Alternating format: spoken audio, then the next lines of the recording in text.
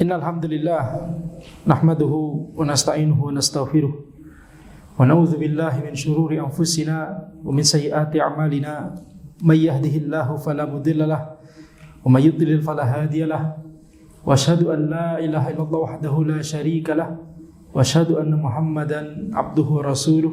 Allahumma shalli wa sallim ala sayyidina Muhammad wa ala alihi wa sahbihi ajma'in. Amma ba'd. Kita kembali lanjutkan pembahasan dari kitab Riyadhus Shalihin, Babus Sidq, yaitu kejujuran dan lurusnya, selarasnya antara amalan zahir dan amalan batin. Kita sampai pada hadis pertama ya dari Babus Sidq. Wa ammal haditsul awal wa ammal ahadits fal awal an Ibnu Mas'ud radhiyallahu anhu anin Nabi sallallahu alaihi wasallam qala. Dari Ibnu Mas'ud radhiyallahu anhu dari Nabi Muhammad sallallahu alaihi wasallam bahwa beliau bersabda, "Inna sidqa yahdi ilal bir." Sesungguhnya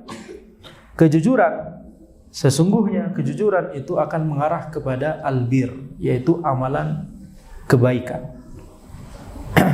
Amalan soleh. As-sidq yang dimaksud di sini adalah kejujuran di lisan dan kejujuran di perbuatan. Kejujuran di lisan yaitu perkataan yang hak, perkataan yang sesuai dengan realita, atau perkataan yang hak secara syariat, yakni ilmu syar'i, apa yang dikandung oleh ilmu syar'i. Maka ketika seseorang itu menyampaikan ilmu syar'i, itu akan mengantarkan kepada kebaikan. Ilmu syar'i itu akan mengantarkan kepada amalan-amalan kebaikan dan amalan-amalan ketaatan. Atau ketika seseorang itu berkata dengan al-haq, secara selaras dengan realita, itu juga akan mengantarkan kepada albir, yaitu kebaikan. Ketika seseorang itu mengatakan perkataan yang sahih sesuai dengan apa yang disebutkan, apa yang terjadi begitu ya, maka kedepannya itu akan menjadi kebaikan. Jadi kita lanjutkan. As-sidq itu perkataan di lisan, baik perkataan yang hak sesuai dengan realita, atau perkataan yang hak sesuai dengan syariat, ilmu syar'i. Itu as-sidq di lisan. As-sidq di perbuatan maksudnya adalah selarasnya perkara zahir dan batin kita. Jadi tidak ada bedanya antara apa yang ditampakkan di luar dengan apa yang ada pada batinnya. Ya. Itu adalah as-sidq. Nah, as-sidq disebutkan di sini yahdi ilal bir, mengantarkan kepada kebaikan. Wa innal bir yahdi ilal jannah. Kebaikan itu nanti akan mengantarkan kepada surga. Jadi awalannya adalah as-sidq. Awalnya adalah kejujuran, baik dalam perkataan ataupun dalam perbuatan. Dan dalam perkataan tadi terbagi dua, yaitu perkataannya hak sesuai dengan realita, atau perkataannya hak sesuai dengan syariat. Nah, itu adalah kunci supaya seseorang itu bisa masuk ke dalam surga Allah Subhanahu wa taala. Ini resepnya sudah diberitahu oleh Nabi sallallahu alaihi wasallam. Kuncinya sudah diberitahu. Kuncinya adalah as-sidq. Karena as-sidq itu akan membuka albir, akan mengantarkan kepada albir, yaitu kebaikan. Dan kebaikan itu akan mengantarkan kepada surga.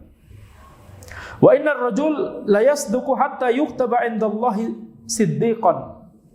Sesungguhnya seseorang dia akan berbuat sidq, jujur secara perkataan ataupun perbuatan, sampai dia itu ditulis di sisi Allah sebagai siddiq, sebagai orang yang memiliki julukan siddiq. Dijuluki oleh siapa? Yang diberi nama seperti itu, disifati seperti itu oleh siapa? Oleh Allah Subhanahu wa taala. Bukan oleh manusia, tapi oleh Allah Subhanahu wa taala, Siddiq. Jadi siddiq itu maknanya adalah orang yang dia istiqomah di atas as-sidq. Istiqomah di atas perkataan yang jujur, perkataan yang hak, dan perbuatan yang hak. Ini selaras antara amalan zahir dan batinnya. Maka di sini kita lihat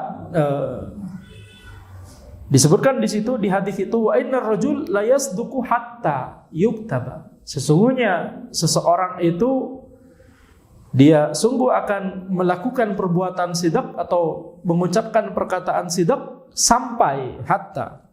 Ini menunjukkan bahwa perlunya amalan tersebut dilakukan secara berkesinambungan. Tidak hanya sekali, tidak hanya sesekali. Ya, tetapi harus dilaksanakan secara berkesinambungan, secara istiqomah. Makanya di situ disebutkan hatta. Jadi hatta itu di antara maknanya adalah menunjukkan al-ghayah, menunjukkan tujuan. Ini itu berlangsung sampai tujuan tertentu. Nah, jadi itu berarti apa? Berarti dilaksanakan secara berkesinambungan. Wa innal kadzib yahdi ilal fujur. Nah, sebaliknya disebutkan oleh Nabi Muhammad SAW. Sesungguhnya al-kadzib itu lawan dari sidq. Lawan dari sidq. Maka sama seperti as-sidq, lawannya juga sama. Al-kadzib itu ada di perkataan dan ada di perbuatan. Al-kadzib di perkataan maka terbagi menjadi dua. Ada dua jenis, yaitu al-kadzib ketika seseorang itu mengatakan suatu perkataan secara dusta, yakni tidak sesuai realita. Itu makna dusta yang kita pahami di bahasa kita sehari-hari. Atau al-kadzib yaitu mengucapkan perkataan dusta, yakni mendustakan syariat, tidak sesuai dengan syariat. Ini juga al-kadzib. Ini adalah perkataan dusta juga. Sehingga ketika seseorang itu dia ketika bermuamalah dengan manusia, dia mengucapkan perkataan yang jujur gitu ya, yakni sesuai realita. Tapi kemudian ketika berbicara tentang agama Allah Subhanahu wa taala, dia berbicara sembarangan, dia berbicara tanpa ilmu, sehingga dia mengucapkan sesuatu yang halal diucapkan haram, sesuatu yang haram diucapkan halal. Maka walaupun dia itu yakni memiliki sifat jujur antara sesama manusia, tapi dia tidak memiliki sifat jujur ketika hubungannya dengan syariat Allah Subhanahu wa taala. Ya.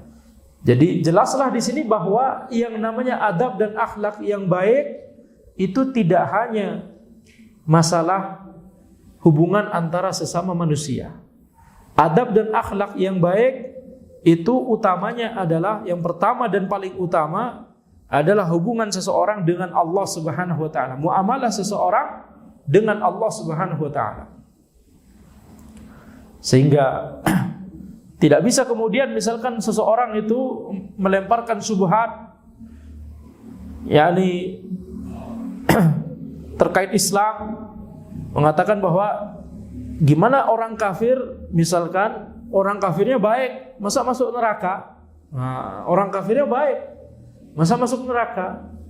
Maka kata baik di situ berarti timbangannya adalah hubungan antara sesama manusia.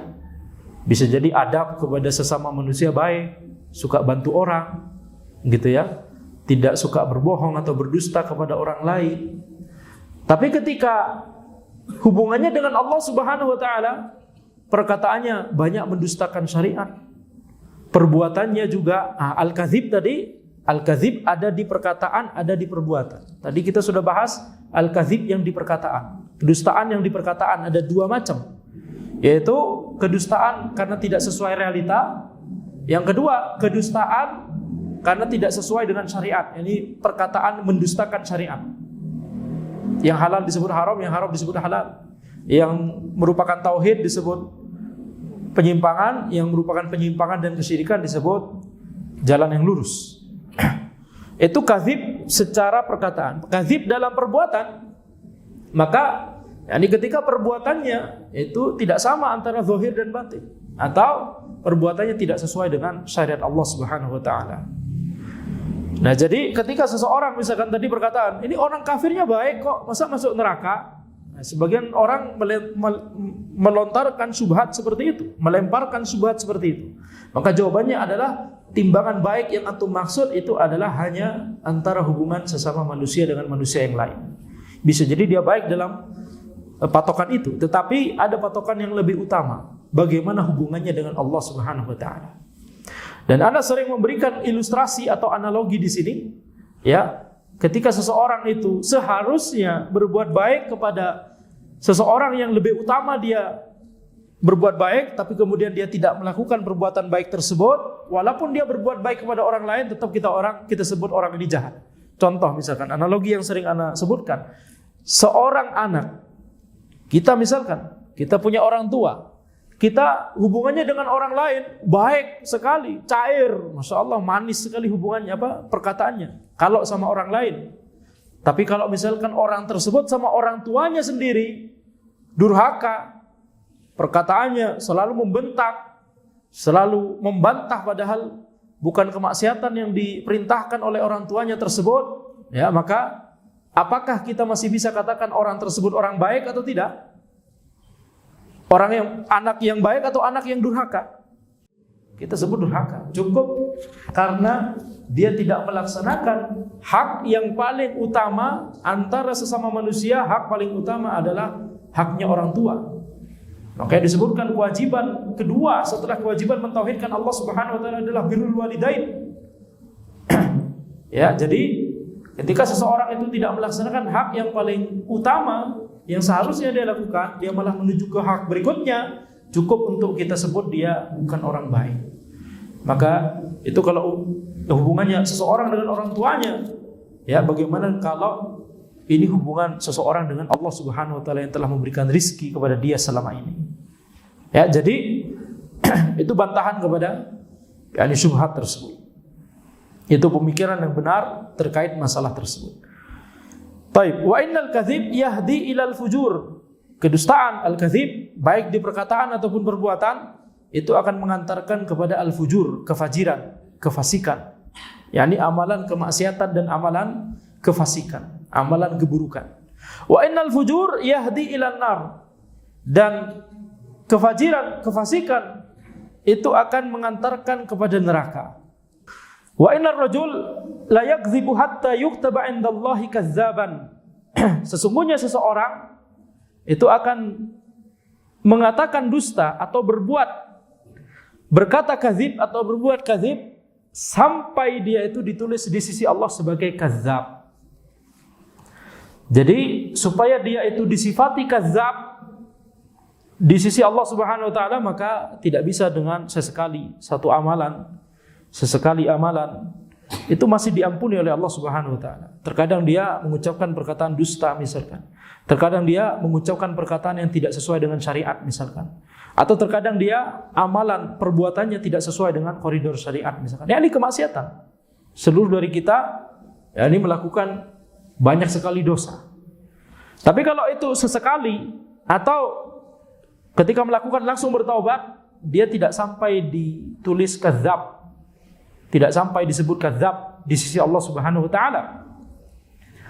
Tapi kalau itu terjadi berkali-kali, terjadi secara berkesinambungan, maka khawatirnya orang tersebut akan dinilai sebagai kadzab di sisi Allah Subhanahu wa taala. Hadis ini muttafaqun alaih.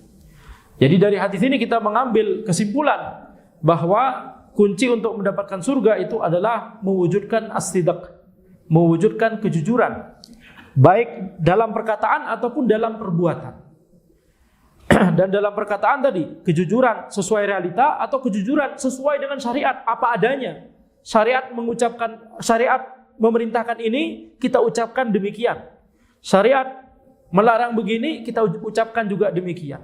Yang halal kita halalkan, yang haram kita haramkan. Itu kejujuran, yakni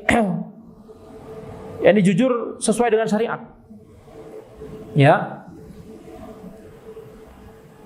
Atau kejujuran dalam perbuatan. Tadi sudah kita sebutkan ya. Perbuatannya sesuai, selaras antara zahir dan batin, dan perbuatannya sesuai dengan koridor syariat. Itu kunci untuk bisa membuat kita masuk surga biiznillah taala. Sedangkan sebaliknya al-kadzib, yaitu dusta, baik dalam perkataan ataupun perbuatan, itu akan mengantarkan seseorang kepada neraka. Baik. Ats-tsani, hadis kedua dalam bab ini, an Abi Muhammad Al-Hasan bin Ali bin Abi Thalib radhiyallahu anhuma. Dari Abu Muhammad Al-Hasan bin Ali bin Abi Thalib. Kemudian doa yang kita ucapkan setelahnya radhiyallahu anhuma. Karena di sini yang merupakan sahabat ada dua, yaitu Al-Hasan dan Ali bin Abi Thalib. Dan Ali, Abu Thalibnya kufur kepada Allah Subhanahu wa taala. Tapi Al-Hasan beriman kepada Allah. Kemudian Ali beriman kepada Allah. Al-Hasan berkata, qal hafiztu min Rasulillah sallallahu alaihi wasallam, da' ma yaribuk ila ma la yaribuk. Aku mengingat dari Rasulullah sallallahu alaihi wasallam, tinggalkan apa yang meragukanmu menuju apa yang tidak meragukanmu. Tinggalkan apa yang meragukanmu menuju sesuatu yang tidak meragukan. Ini disebutkan juga di kitab Arba'in Nawawi, ya, Al-Arba'in An-Nawawiyah. Tinggalkan sesuatu yang meragukan menuju yang tidak meragukan. Ini kaidah yang sangat besar. Ini termasuk kaidah fikih. Yaitu dari hadis ini kemudian para ulama menyimpulkan, merumuskan sebuah kaidah fikih yang bunyinya al-yaqin la yazulu bisyak. Yang yakin itu tidak akan bisa hilang dengan keraguan. Tidak boleh dihilangkan dengan keraguan. Tidak boleh dibatalkan dengan keraguan. Al-yaqin la yazulu bisyak. Contoh misalkan, ketika seseorang sholat, ini terjadi di zaman Nabi sallallahu alaihi wasallam. Ada seorang sahabat yang ketika sholat itu kemudian yakni ragu-ragu, dia keluar angin atau tidak. Ya, bisa jadi kita juga pernah mengalaminya. Yakni seperti ada gerakan udara, ya, di dekat saluran pembuangannya misalkan, sehingga kita ragu-ragu, ini beneran udaranya cuma bergerak di dalam atau udah keluar. Jadi ragu-ragu. Maka kemudian sahabat tersebut bertanya kepada Rasulullah sallallahu alaihi wasallam. Ya, maka kemudian Nabi Muhammad sallallahu alaihi wasallam bersabda, la yansarif hatta yasma' sautan aw yajid riha. Jangan batalkan salat sampai engkau itu mendengar suara atau mencium bau. Mendengar suara atau mencium bau. Ya.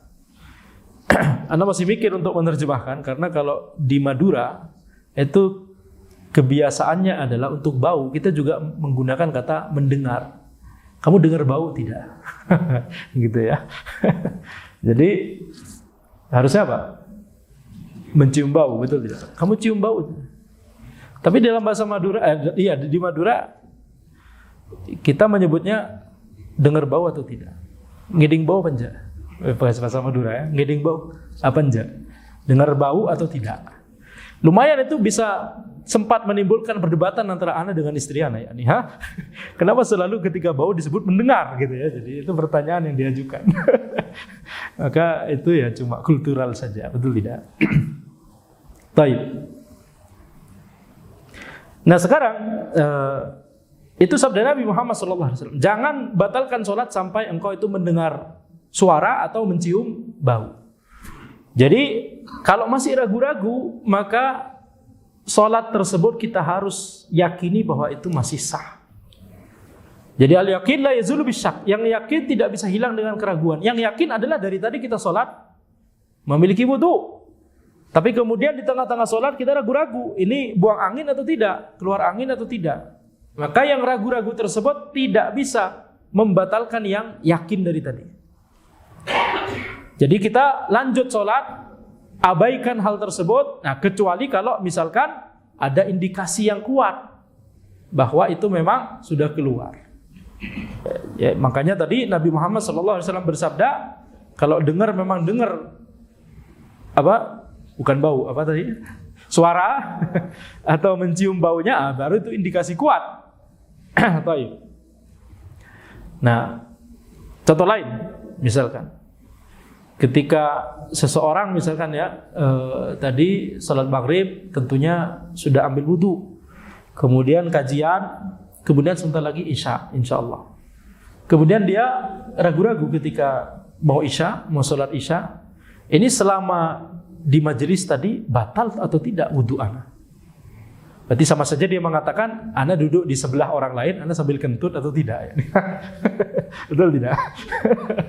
Ya, ini misalkan dia ragu-ragu seperti itu, maka yang ragu-ragu ini tidak perlu dilihat, tidak perlu diperhatikan. Al yakin la yazulu bisyak. Yang yakin tidak bisa dihilangkan dengan keraguan.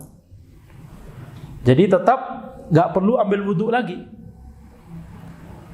Ya, tidak perlu ambil wudhu lagi. Nah, kalau misalkan tentunya memperbarui wudhu itu sunnah. Memperbarui wudhu itu sunnah. Kalau wudhu yang di awal tadi sudah digunakan untuk sholat. Misalkan wudhu yang di awal tadi sudah untuk sholat maghrib. Kemudian sekarang mau isya. Memang disunahkan untuk memperbarui wudhu. Tajdidul wudhu, memperbarui wudhu. Dengan syarat tadi wudhu yang pertama sudah digunakan untuk sholat. Kalau wudhu yang tadi belum digunakan untuk sholat, misalkan sekarang ambil wudhu, habis itu kajian, habis itu isya, karena ragu-ragu dia mau ambil wudhu lagi. Tapi wudhunya tadi belum digunakan untuk sholat itu. Bahkan sholat sunnah enggak, karena cuma ambil wudhu kemudian duduk di majelis ini. Kemudian mau isya karena ragu-ragu kentut atau tidak selama kajian misalkan. Kemudian dia ambil wudhu lagi, tidak boleh. Karena wudhu yang pertama tadi belum digunakan sama sekali. Jadi, memperbarui wudhu baru sunnah kalau wudhu yang pertama sudah digunakan untuk sholat, baik sholat wajib ataupun sholat sunnah. Nah, sekarang tadi kita katakan memperbarui wudhu, tajdidul wudhu itu adalah amalan yang sunnah, tapi dia tidak lagi menjadi sunnah kalau antum melakukannya dalam konteks antum was-was tadi. Ini kentut atau tidak ya? Udahlah sekalian memperbarui wudhu, tidak boleh. Itu akan berujung kepada was-was. Ya, karena kalau itu dituruti maka was-was itu nanti akan berkembang. Semakin antum turuti was-was tersebut nanti semakin lama semakin berkembang. Harus di stop. Stopnya dengan cara apa? Ingat-ingat kaidah al-yakin la yazulu bisyak. Yang yakin tidak bisa dihilangkan dengan keraguan. Sebagian orang itu misalkan ketika berwudu sudah basuh muka, habis itu harusnya basuh tangan sampai siku, tapi dia nggak jadi, dia mau balik lagi basuh muka. Kenapa? Khawatir dia was-was ada bagian dari muka yang belum terkena air wudu. Maka kalau memang beneran, diulang. Tapi kalau ini cuma was-was saja, tandanya adalah antum selalu melakukannya, nggak cuma sekali. Selalu melakukan itu setiap wudu, maka itu was-was berarti. Ya, tentunya di awal pastikan seluruh bagian dari wajah terkena air wudu. Setelah itu langsung lupakan was-was itu. Bulatkan tekad kita untuk kita lanjut. Nggak perlu perhatikan was-was ini. Itu cara untuk mengobati was-was. Kalau itu dilanjutkan nanti berlanjut. Ya.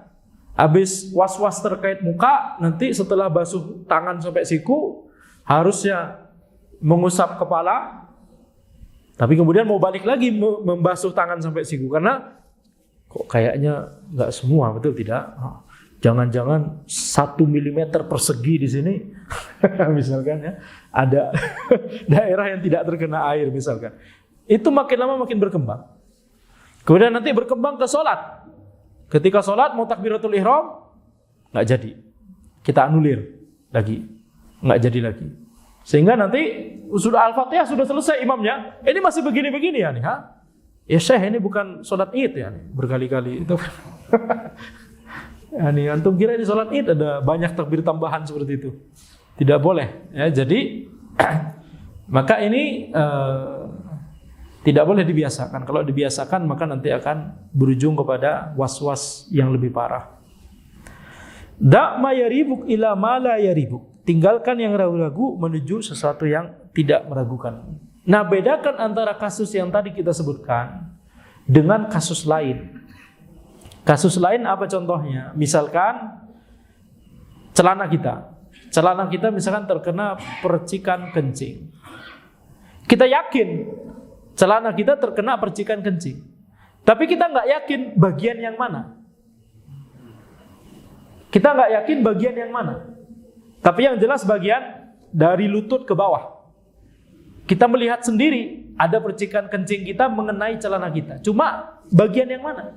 Kalau kita tahu bagian yang mana, misalkan kita lagi safar atau lagi di kantor atau lagi di kampus gitu kan nggak bisa kemudian tiba-tiba ganti dan antum mau bawa satu koper ke kantor, tidak. Gara-gara was-was. Ini ana setiap kencing was-was terus Ustaz. Jadi ana ke kampus bawa koper. Ya, Masya Allah. Kalah dosennya. Nginep aja sekalian. Ya. Jadi kalau tahu bagian yang terkena kencing itu, maka bagian tersebut dibasahi dengan air yang mengalir, kemudian diperas bagian itu saja. Ya, nggak perlu semua. Bagian itu saja. Tapi kalau kita nggak tahu, tapi kita yakin terkena suatu tempat di bagian di bawah lutut dari celana kita, cuma kita nggak tahu udah bagian yang mana tadi, tapi yakin bahwa kena, maka itu seluruh bagian di situ harus dibasuh semua. Seluruh bagian di situ harus dibasuh semua. Yang di bawah lutut berarti gitu ya. Jadi itu kaidah yang dijelaskan dalam ilmu fikih. Bedakan antara ini dengan itu. Kalau yang tadi itu dia ragu-ragu, makanya ragu-ragu tinggalkan. Kalau yang ini, dia ada ragu-ragunya, nggak tahu di bagian mana, tapi ada yakinnya, sisi yakinnya. Yaitu apa? Dia tahu, dia melihat sendiri bahwa itu kena, cuma nggak tahu bagian mana. Misalkan contoh lain misalkan kalau tentunya kalau masjidnya sebesar ini, masya Allah, alhamdulillah ya. Maka ini nggak masuk dalam pembahasan. Tapi kalau misalkan di musola kita di rumah, yang ya kalau musolanya sebesar ini juga di rumah ya, alhamdulillah juga, betul tidak? Misalkan musolanya kecil, betul? Supaya bisa lanjut ini kajian, misalkan daerah yang kecil, misalkan itu untuk sholat. Kemudian kita yakin tadi bahwa ya ini ada kucing kencing di situ. Kita yakin. Cuma setelah itu kita tinggalkan, habis itu kita balik, udah kering dan kita nggak tahu itu sebelah mana. Tapi kita ingat, kita yakin sekali suara kencing kucingnya itu ya mengenai lantai di musola tersebut misalkan. Maka seluruh bagian dari musola tersebut harus kita cuci, harus kita pel. Siram air habis itu ya dipel. Kenapa? Karena masih ada sisi yakinnya, walaupun ada sisi ragu-ragu, yaitu nggak tahu di mana. Itu bukan ragu-ragu, itu jahil sebenarnya. Kita nggak tahu sebelah mana, betul tidak? Tapi yakin kucing tersebut tadi kencing di situ. Kita yakin kucing tersebut kencing di motor kita. Ini kalau ini pengalaman pribadi ya, harian ini, betul tidak ya? Ini kucing di kompleks sana itu masya Allah. Dia nggak takut dengan mobil dan apa sama sekali, betul tidak? Dia tiduran di tengah jalan. Dia yakin 100% bahwa mobil yang lewat tidak akan melindas dia. Ya. Bahkan anak pernah itu percobaan, mari kita pelan-pelan. Gak pindah dia, jadi ya kita yang harus. Benar-benar percaya diri sekali ya. Jadi ada kucing mengencingi motor kita, kita yakin dia mengencingi motor kita, cuma kita nggak tahu bagian yang mana. Maka kita harus bilas atau siram bagian yang misalkan setengah motor ke bawah misalkan, itu harus disiram. Baik. Da' ma yaribuk ila ma la yaribuk fa inna sidqa wa tuma'nina wal kadzib ribah. Sesungguhnya sidq itu adalah tuma'nina, ketenangan. Sedangkan al-kadzib itu adalah ribah, yaitu kegundahan. Ribah satu akar kata dengan raib. Dzalikal kitabu la raiba fihi. Raib satu akar kata dengan riba. Riba maknanya adalah kegundahan, kegelisahan. yakni keraguan yang dipenuhi dengan kegundahan dan kegelisahan. Makanya di situ disebutkan dzalikal kitabu la raiba fihi Al-Quran, Alkitab itu, yaitu Al-Quran, tidak ada keraguan di dalamnya. Keraguan di sini, kalau cuma diterjemahkan keraguan, itu tidak 100% menerjemahkan makna dari kata riba. Karena kalau cuma keraguan, maka itu kata syak. Syak dalam bahasa Arab maknanya keraguan. Tapi kalau riba atau raib, itu adalah keraguan yang disertai dengan kegundahan dan kegelisahan. Jadi sidak, as-sidak, kejujuran, baik dalam perkataan ataupun dalam perbuatan, dia adalah tumakninah. Dia adalah ketenangan. Ketika seseorang berkata jujur, jujur secara sesuai realita, dia akan tenang. Dia sudah berkata jujur. Dia tidak akan khawatir nanti ada orang yang kemudian menelanjangi kedustaannya misalkan, atau membongkar kedustaannya. Jadi kejujuran walaupun itu pahit, walaupun itu tidak mendukung kita, malah menyudutkan kita, tapi kalau kita jujur, itu ketenangan. Atau kejujuran dalam perkataan, yakni sesuai dengan syariat. Apa yang Allah halalkan kita ucapkan halal, apa yang Allah haramkan kita ucapkan haram. Itu akan juga memberikan ketenangan. Sehingga para ulama ulama yang buruk, karena memfatwakan tidak sesuai dengan syariat Allah, fatwanya adalah sesuai pesanan ulil amri atau mengikuti trennya masyarakat misalkan. Ada dua jenis ulama ini, kata para ulama. Ada ulama yang ngikutin apa kata ulil amri sehingga tidak pro rakyat. Ada ulama yang pro rakyat sampai-sampai apa yang menjadi tren atau minatnya masyarakat itulah yang akan diucapkan, mencari ridhonya orang. Tidak peduli dengan apa yang disebutkan dalam syariat Allah Subhanahu wa taala. Ada dua jenis ulama ini. Kemudian di tengah-tengahnya adalah ulama yang lurus sesuai dengan syariat Allah Subhanahu wa taala. Inilah sidak. Sidak yakni sidak dalam perkataan sesuai dengan syariat Allah Subhanahu wa taala. Itulah yang akan memberikan tumakninah, ketenangan. Ya, itulah yang akan memberikan ketenangan. Makanya ketika seseorang itu ketika seorang ulama atau dai kemudian sudah mulai dihinggapi penyakit mencari ridho, baik ulil amri atau baik masyarakat atau ridho orang secara umum gitu ya, bukan ridho Allah Subhanahu wa taala yang menjadi patokan utamanya, maka dia tidak akan diberikan tumakninah. Dia tidak akan diberikan ketenangan. Dakwahnya akan selalu gundah. Ya, dakwahnya akan selalu gundah. Ketika dia sudah berfatwa tidak sesuai dengan syariat Allah Subhanahu wa taala, maka nanti dia khawatir. Kalau ada nanti ya ketemu sama orang berilmu yang lain misalkan, dia khawatir ini jangan-jangan mau bantah ana nih. Ketika dia menjelaskan ilmu syar'i itu sendiri, misalkan dia juga khawatir, gimana nanti kalau ketemu ayat atau hadis yang itu yakni tidak sesuai dengan apa yang ana fatwakan selama ini, karena dia memelintir ayat dan hadis tersebut. Dia memelintir ayat atau hadis. Nah, kemudian dia pasti akan khawatir dengan ayat dan hadis lain yang menjadi jawaban atas pelintirannya, yang menjadi bantahan atas pelintirannya. Betul tidak? Orang kalau ketika menjelaskan ilmu syar'i tidak sesuai dengan syariat Allah Subhanahu wa taala, dia akan selalu dihantui hal tersebut. Orang kalau sudah punya agenda, dia ingin memenangkan hawa nafsunya, dia ingin memenangkan akidah yang ingin dia percayai. Nggak mau tahu, yang penting akidah ini harus benar aja. Dia tidak peduli dengan apa yang disebutkan di Al-Quran dan As-Sunnah sebenarnya. Maka ini bukanlah as-sidq, ini adalah al-kadzib. Dan al-kadzib akan menimbulkan riba, akan menimbulkan kegundahan dan kegelisahan. Sekedar dia menjelaskan ilmu syar'i berikutnya dalam pelajaran-pelajaran berikutnya, atau sekedar dia mempelajari ilmu syar'i untuk dirinya sendiri, sekedar dia baca, akan dipenuhi kegundahan. Dia takut untuk menghadapi ayat dan hadis yang menjadi bantahan, yang menjadi obat bagi syubhat dia. Betul tidak? Itu terjadi pada setiap orang yang tidak mewujudkan sifat sidak, terutama sidak dalam perkataan, yakni sesuai syariat. Dia ketika berkata tidak sesuai syariat, ini akan dipenuhi kegundahan, akan dipenuhi riba.